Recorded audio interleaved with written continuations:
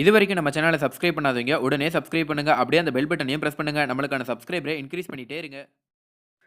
Hello viewers, பொதுவாகவே வாரிசு அரசியலை கடுமையாக எதிர்த்து வந்த அரசியல் கட்சிகளில் அதிமுக தான் முதலில் இருப்பது. அதெல்லாம் ஜெயலலிதா மறைந்ததும் அந்த கொள்கையும் ஜெயலலிதாவோடு மறைந்தது. ஜெயலலிதா இருக்கும்போதே ஜெயக்குமார் மகனை எம்பியாக்கினார். ஆனால் அதில் எந்த உள்நோக்கமும் இல்லை. ஜெயலலிதா மறைந்த நிலையில் கட்சி இபிஎஸ் ஓபிஎஸ் கைக்கு வந்ததை அடுத்து தங்களது வாரிசுகளை அரசியலுக்கு இறக்கி வருகின்றனர் அதிமுகவின் முக்கிய புள்ளிகள்.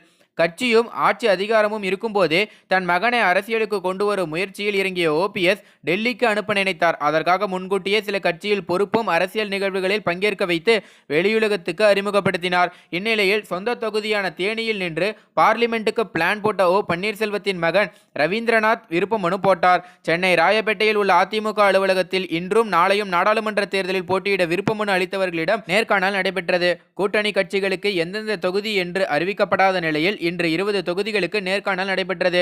இதில் அக்கட்சியின் ஒருங்கிணைப்பாளர் பன்னீர்செல்வம், துணை ஒருங்கிணைப்பாளர் எடப்பாடி பழனிசாமி மற்றும் வைத்தியலிங்கம், KP முனுசாமி, வளர்மதி ஆகியோர் விருப்பமனு அளித்தவர்களிடம் நேர்காணல் நடத்தினர். தேனி தொகுதியில் போட்டியிட விருப்பமனு அளித்திருந்த பன்னீர்செல்வத்தின் மகன் ரவீந்திரநாத் நேர்காணலுக்கு சென்றுவிட்டு திரும்பியதும் செய்தியாளர்களை சந்தித்தார்.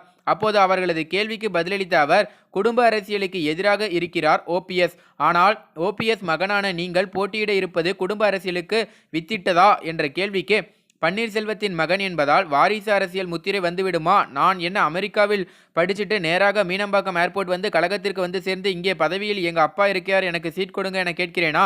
நான் 18 வயதிலிருந்து கட்சி பணிகளில் இறங்கியுள்ளேன். இப்போது எனக்கு 39 வயதாகிறது.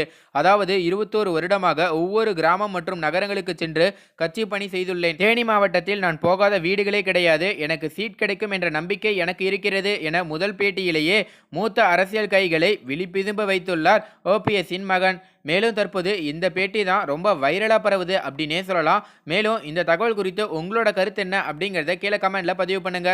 மேலும் இந்த தகவல் உங்களுக்கு பிடிச்சிருந்துச்சுன்னா மறக்காம லைக் பண்ணி ஷேர் பண்ணுங்க. இதே போல பல தகவல் தெரிஞ்சுக்கொள்ள நம்ம சேனலை உடனடியாக சப்ஸ்கிரைப் பண்ணுங்க. தேங்க்யூ.